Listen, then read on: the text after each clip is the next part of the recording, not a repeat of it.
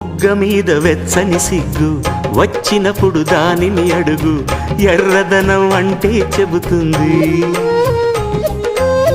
పెదవి కొమ్మ పూసిన పువ్వు అందమైన నీ చిరునవ్వు, తెల్ల రంగు అట్టా ఉంటుంది.